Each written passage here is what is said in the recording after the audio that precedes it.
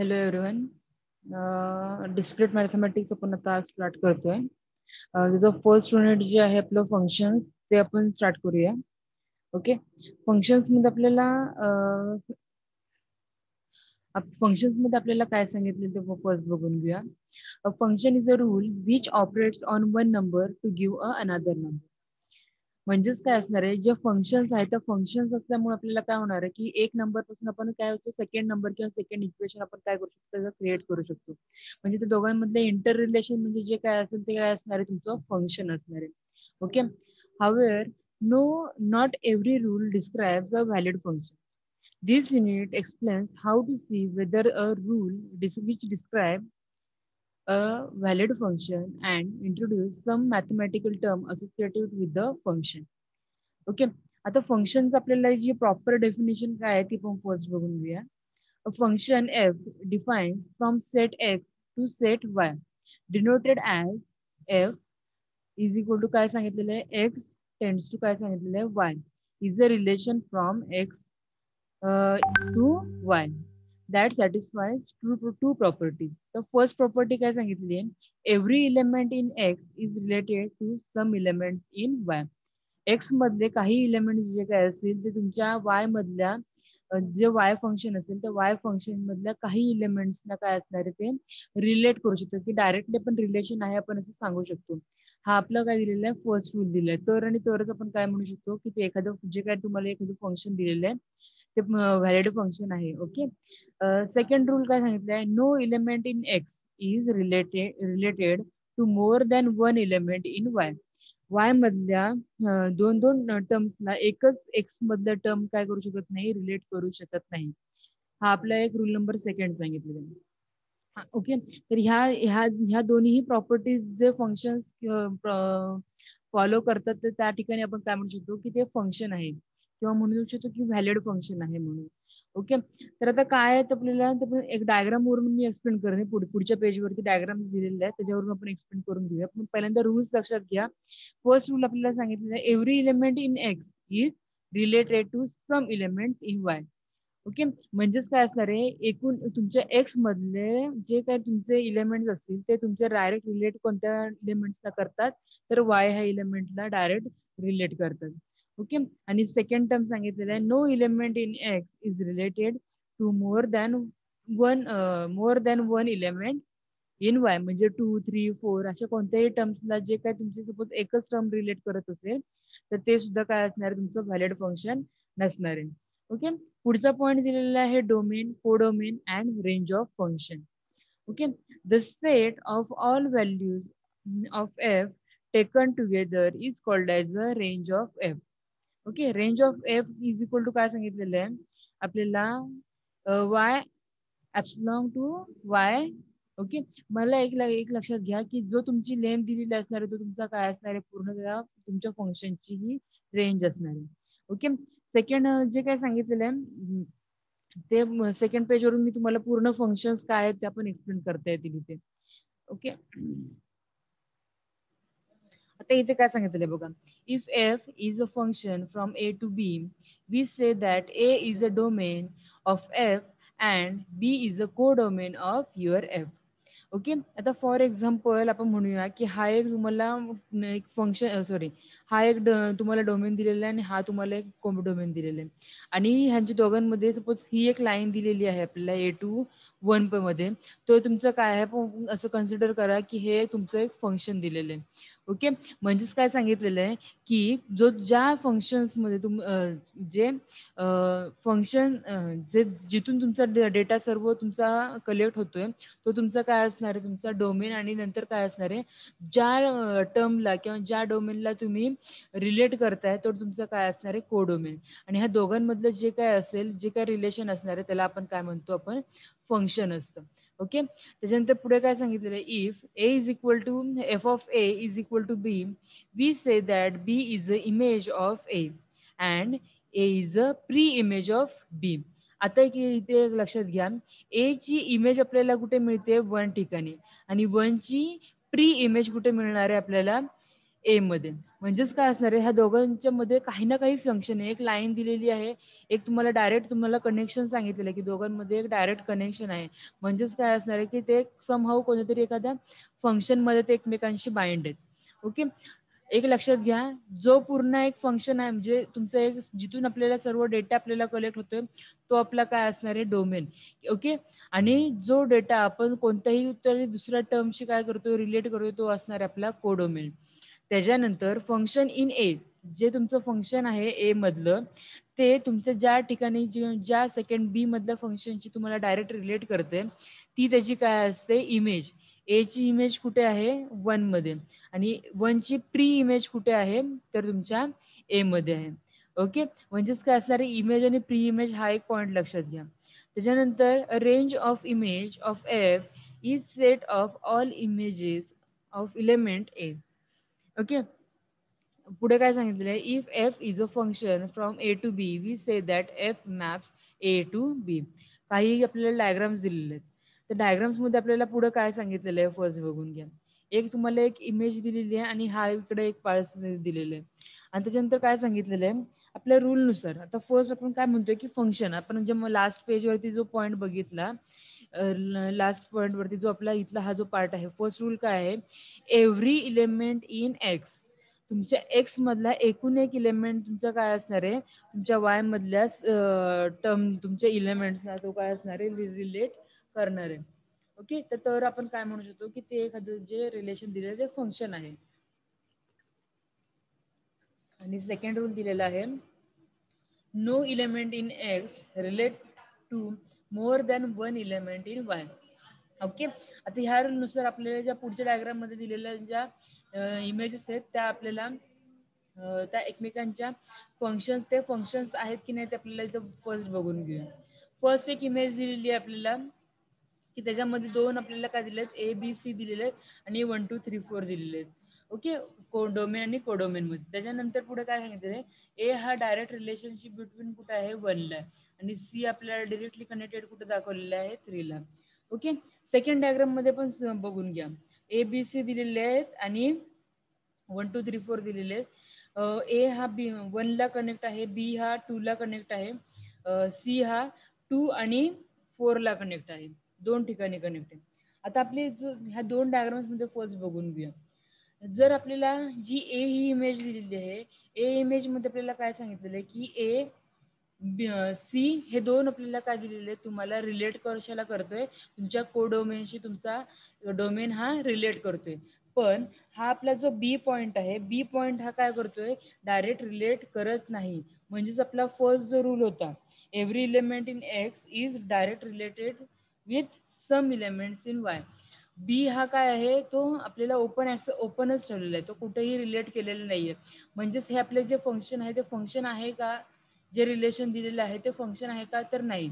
Okay, का कारण की according to your first property, इथं बघा फिगर 1.3.1a, म्हणजेच ही figure is not function because first property of definition is not satisfied. म्हणजेच काय असणार आहे, फर्स्ट जी आपली प्रॉपर्टी आहे, कोणती प्रॉपर्टी आहे, every element in X is relate with the every किंवा सम इलेमेंट इन वाय किंवा बी. ओके, म्हणजेच काय असणार आहे, तुमचा कोडोमेन मधल्या सर्व इलेमेंट्स हे डोमेन मधले सर्व इलेमेंट्स हे तुमच्या कोडोमेन मधल्या काही इलेमेंट्सची काय केले पाहिजे, ते डायरेक्ट रिलेट झाले पाहिजे. सेकंड आपल्याला जो डायग्राम दिलेला आहे, सेकंड डायग्राम मध्ये आपल्याला काय सांगितलेलं आहे की ए हा तुमच्या 1 ला डायरेक्ट कनेक्ट दिलेला आहे, बी हा तुमच्या 2 ला कनेक्ट दिलेला आहे आणि सी हा 2 आणि 4 ला कनेक्टेड दिलेला आहे. ओके,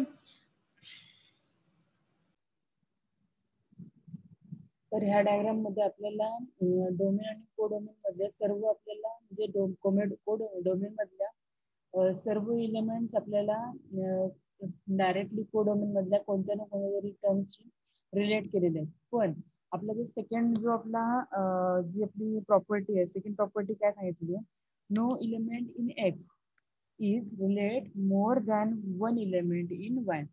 एक्स मधल्या ज्या एखादा इलेमेंट आहे तो वाय मधल्या दोन दोन मोर दॅन 1 म्हणजे 2 4 5 किंवा मोर दॅन 1 म्हणजे आपल्याला दोन किंवा दोन पेक्षा जास्त टर्म्सला काय झाला पाहिजे, डायरेक्ट रिलेशन मध्ये असता नाही पाहिजे.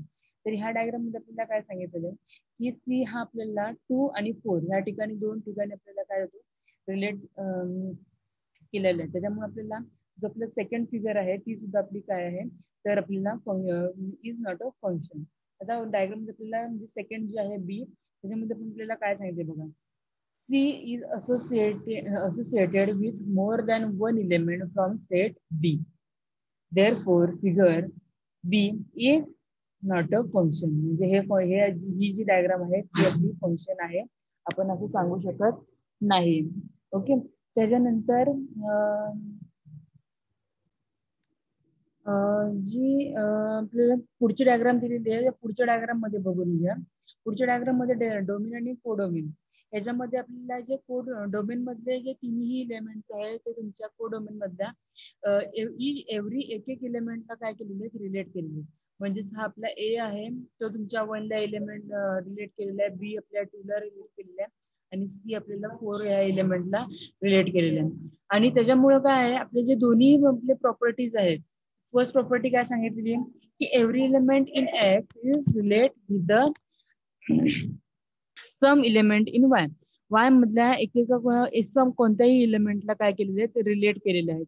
तर आपली फर्स्ट प्रॉपर्टी आपली फुलफिल होते. सेकंड प्रॉपर्टी आपल्याला सांगितलेली आहे no element in X is in relate with more than one element in Y. Y मधल्या मोर दॅन वन एलिमेंटला रिलेट केलेली नाहीये. त्याच्यामुळे आपल्या दोन्ही प्रॉपर्टीज आपल्या काय केलेल्या आहेत या ठिकाणी फुलफिल झाले. तर आपले हे जे रिलेशन दाखवलेलं आहे ते आपलं फंक्शन आहे का, तर yes this is a function.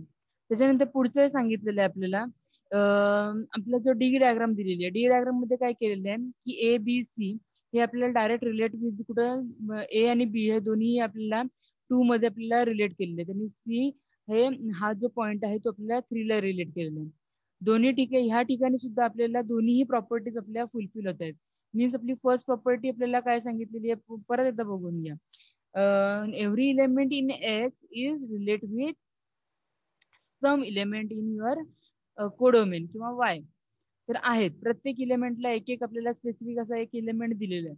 त्याच्यानंतर सेकंड टर्म आपली काय आहे, सेकंड टर्म मध्ये आपल्याला काय सांगितलेलं आहे सेकंड प्रॉपर्टी मध्ये no element in X. X मधला कोणताही एलिमेंट हा मोर दॅन वन एलिमेंटला आपल्याला बी मध्ये आपल्याला काय केलं नाही पाहिजे रिलेट नाही केला पाहिजे. ओके. तर ह्या ठिकाणी प्रत्येक ह्या ठिकाणी आपल्याला एक एकच रिलेट केलेलं आहे, मोर दॅन वन रिलेट केलेलं नाही. म्हणजे आपल्याला ही जी डायग्राम आहे डी डायग्राम ती आपली काय आहे की फंक्शन आहे. ओके. तर हा जो आपला आहे की फंक्शन हे बघा इथे सुद्धा आपल्याला सांगितलेलं D is also function. All the elements of set A is associated with only one element from B, even if element in A and B are linked with 2. Element 2 ए आणि बी मधले डोमेन मधले ए आणि बी हे जे पॉइंट्स आहेत ते 2 ला जरी रिलेट केलेले असतील तरी आपल्याला अशी कोणती रिव्हर्स प्रॉपर्टी दिलेली नाही. आपल्याला एकच प्रॉपर्टी सांगितलेली की आपल्या ए मधले किंवा आपले जे डोमेन मधले जे एलिमेंट्स आहेत ते तुमच्या बी म्हणजेच आपल्या कोडोमेन मधल्या एलिमेंट्सची आपल्याला मोर दॅन वन आपल्याला रिलेट करायचे नाहीत. प्रत्येक एलिमेंट हा एक एकदाच रिलेट झालेला आहे. त्याच्यामुळे ह्या ठिकाणी आपल्याला ही डायग्राम आहे ती आपली फंक्शन आहे म्हणून आपण हे कन्सिडर करू शकतो. ओके.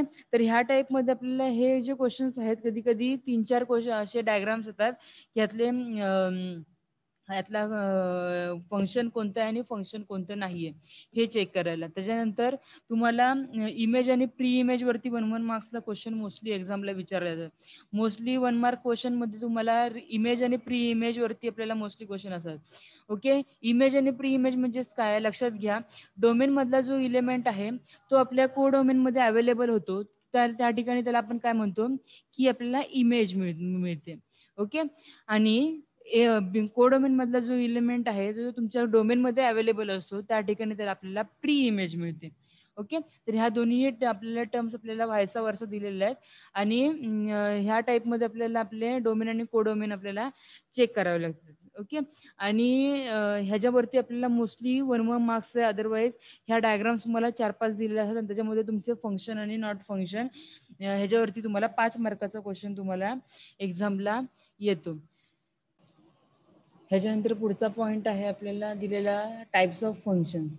तर फंक्शन्स बघून झाले. पुढचा पार्ट आहे आपल्याला टाइप्स ऑफ फंक्शन्स. आता पुढे काय सांगितलेलं आहे, टाइप्स ऑफ फंक्शन्स आपल्याला कोणते कोणते दिलेले आहेत. तर एक फर्स्ट वन दिलेलं आहे आपल्याला वन फंक्शन आणि सेकंड वन दिलेलं आहे आपल्याला ऑन टू फंक्शन. ओके, तर आपल्याला काय काय सांगितलेलं आहे ते फर्स्ट बघून घेऊया. आता वन फंक्शन जे सांगितलेलं आहे त्याच्यामध्ये आपल्याला डेफिनेशन सांगितलेली आहे. Let F is A tends to B. म्हणजेच काय सांगितलेलं आहे की A is a function is related with the A to B. म्हणजे ए आणि बी मधलं फंक्शन आहे. म्हणजेच आपल्याला ए हा आपल्याला डोमेन दिलेला आहे आणि बी हा तुम्हाला कोडोमेन दिलेला आहे. Is a function is called as a one function if. जर वन फंक्शन असेल तर आपल्याला काय सांगितलेलं आहे की F of A is equal to F of B implies A is equal to B. म्हणजेच एक लक्षात घ्या, तुमचं जर रिलेशन तुम्ही सांगताय की तू दोन्ही फंक्शन्स मधले आपल्याला सेम आपल्याला व्हॅल्यूज असतील. म्हणजेच फॉर एक्झाम्पल तुम्हाला एखादा ए हा डोमेनमध्ये आपल्याला एबीसी व्हॅल्यू दिल्या आहेत. ए बी सी ह्या 3 व्हॅल्यूज दिलेल्या आहेत आणि बी हे जे फंक्शन आहे त्याच्यामुळे फंक्शन बी हा तुमचा कोडोमेन आहे. त्या कोडोमेनमध्ये तुम्हाला फंक्शन्स दिलेले व्हॅल्यूज दिलेल्या आहेत 1, 2 आणि 3. ह्या 3 व्हॅल्यूज दिल्यात आणि ए हा तुमच्या 1 शी रिलेट करतो, बी हा तुमचा 2 शी रिलेट करतो आणि सी हा तुमचा 3 शी रिलेट करतो. जर हे एक सिम्पल अशा टाईपमध्ये जर तुम्हाला एक्झाम्पल दिलेलं असेल तर आपण काय म्हणू शकतो की each and every value of your codomain values in your codomain are in relate with the values in your codomain. म्हणजेच काय असणार आहे, डोमेन मधल्या व्हॅल्यूज ज्या आहेत त्या डायरेक्ट इम्प्लाइज कुणाकडे करतात, तुमच्या कोडोमेन मधल्या व्हॅल्यूज सोबत. म्हणजे इझी प्रत्येकाची आपल्याला एक प्री इमेज आपल्याला तुमच्या इमेजवर तुमच्या डोमेनवर कोडोमेन मध्ये अवेलेबल असते. त्या टाईपच्या फंक्शनला आपण काय म्हणतो की वन टाईपचं फंक्शन म्हणतो. Okay, one function is also called as a injective function or injection. म्हणजे लक्षात घ्या, आपल्याला जर क्वेश्चन आला 1 मार्कसाठी जर विचारलं की वन फंक्शनला दुसरं नाव काय आहे तर injective functions or your injection. Okay, लक्षात घ्या. तर ह्या टाईपचे पण क्वेश्चन्स तुम्हाला 1 मार्क्ससाठी मोस्टली विचारले जातात. त्याच्यानंतर पुढचा आपला फंक्शन जो आहे तो फंक्शन आपल्याला दिलेला आहे onto function. Let F is काय सांगितलेलं आहे, A to B is a function f is called as a onto function if range of f is equal to b. Okay, म्हणजेच काय सांगितलेलं आहे की range of A is equal to आपल्याला काय दिलेलं आहे, range of your B. Okay, आणि काय सांगितलेलं आहे ऑन टू फंक्शन मध्ये आपल्याला onto function if range of F is equal to your B आपल्याला सांगितलेलं आहे. म्हणजेच आपल्याला काय म्हणू शकतो की पुढे दाखवते, एक मिनिट. इन अदर वर्ड्स काय सांगितलेलं आहे, a function f A to B is said to B and onto function if for every b is implies b, there exists an a is implies with your a, such as b is equal to f of a.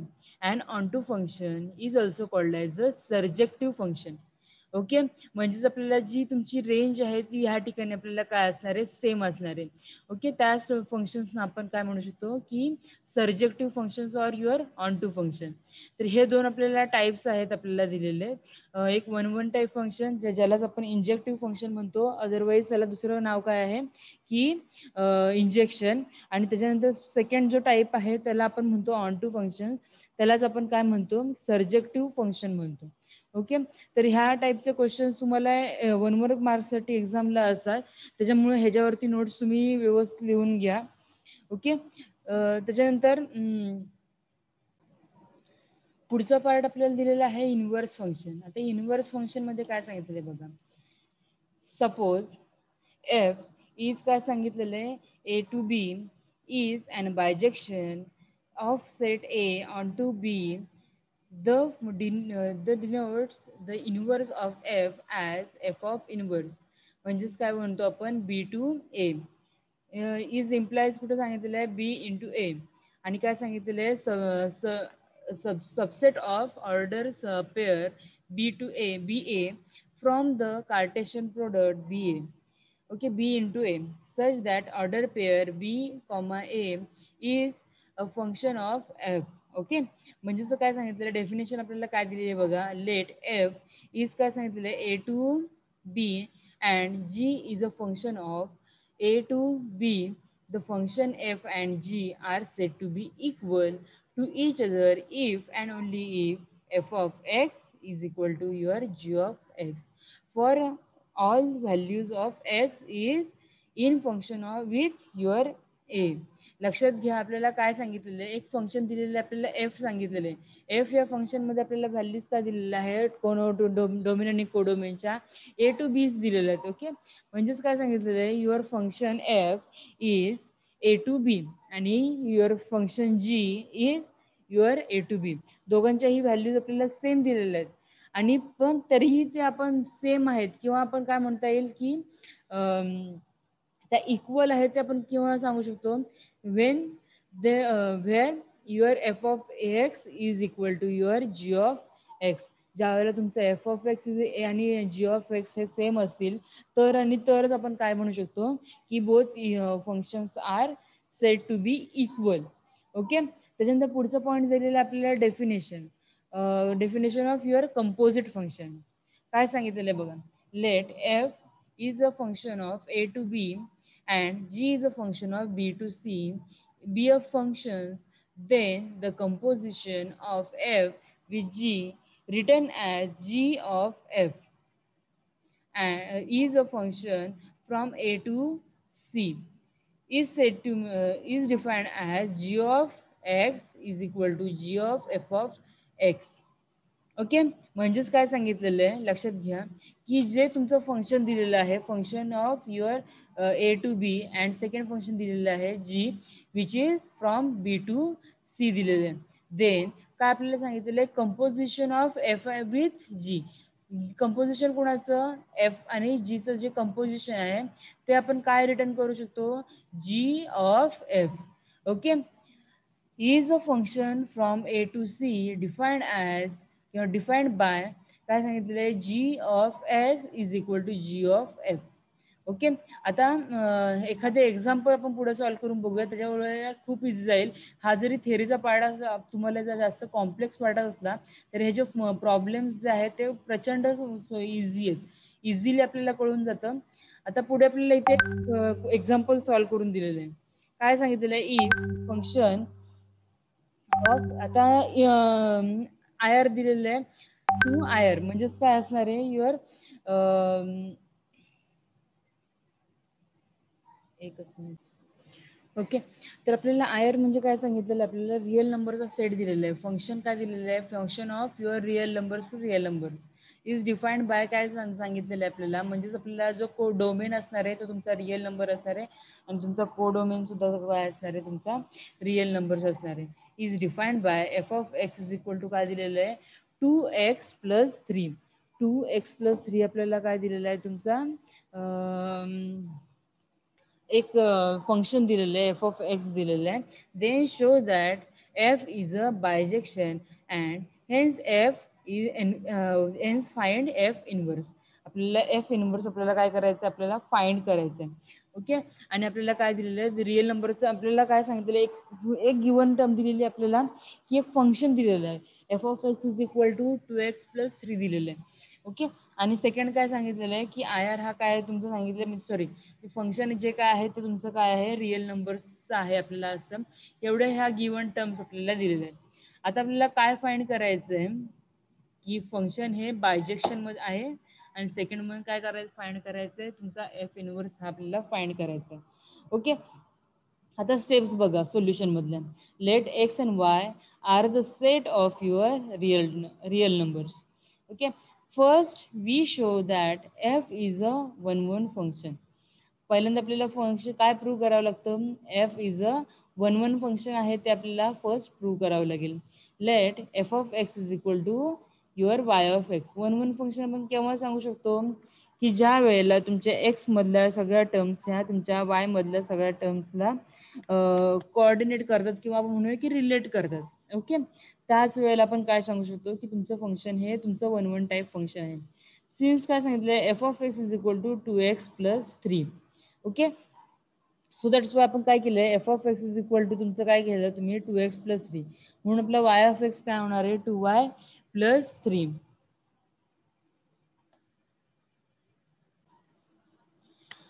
तर ह्या ठिकाणी आपल्याला 2x म्हणजे आपल्याला f of x is equal to F of y आपल्याला आहे ते आपल्याला एक्सप्लेन करायचं. त्याच्यानंतर पुढे काय करतो आपण की 2x+3 आणि 2y+3 आहे ॲज इट इज आपण ज्या ह्याच्यानुसार आपण इथं पुट ऑन करून घेतलं. त्याच्यानंतर 3 गेट कॅन्सल नंतर उरणार काय आहे की एक्स इज इक्वल टू आपला वाय हे आपल्याला होणार आहे. म्हणजेच काय असणार आहे, your function is your one type function. Next काय सांगितलेलं, लेट वाय इज काय सांगितलेलं आहे, रिअल फंक्शन सांगितलेलं आहे. Okay, y is equal to काय सांगतो आपण 2x+3 इज इक्वल टू आपण काय लिहिलंय की वाय -3/2 म्हणजेच हे पण काय असणार आहे, आपला रिअल टाइम फंक्शन असणार आहे. म्हणजेच आपलं जे फंक्शन आहे ते आपलं ऑन टू फंक्शन पण असणार आहे. म्हणजेच आपलं फंक्शन हे वन टाईप फंक्शन झालं आणि इंटू टाईप फंक्शन झालं. म्हणजेच काय असणार आहे, your function is your bijective function. तर ह्या टाईपमध्ये आपल्याला बायजेक्शन आपल्याला प्रूव्ह करायचं आहे. आता एफ इनवर्स कसा फाइंड आउट केला, f inverse exist and it is given by f inverse is equal to y -3/2. म्हणजेच आपला जो हा पार्ट घेतला होता आपण वाय इज इक्वल टू जो काय टर्म आला होता x is equal to y -3/2 हा आपला काय आलेला आहे, इनवर्स आलेला. तर ह्या टाईपमधले आपल्याला क्वेश्चन्स हे 5-5 मार्क्सला विचारले जातात. तर अजून जरी काय प्रॉब्लेम असेल अजून ह्याच्यावरती क्वेश्चन्स आपण पुढच्या एक्झाम लेक्चरला बघून घेऊया. तर अजून काही प्रॉब्लेम्स असतील तर एकदा स्टडी करून ठेवा. मी ह्याची PDF तुम्हाला ग्रुपला शेअर करते आणि काही प्रॉब्लेम आला तर मला प्लीज पर्सनल चॅटला मेसेज करून सांगा. अदरवाईज तुम्ही आता नोट्स डेली राईट करून टाका आणि मला एक PDF बनवा आणि ती PDF मला सेंड करा. ओके, चालेल, थँक्यू.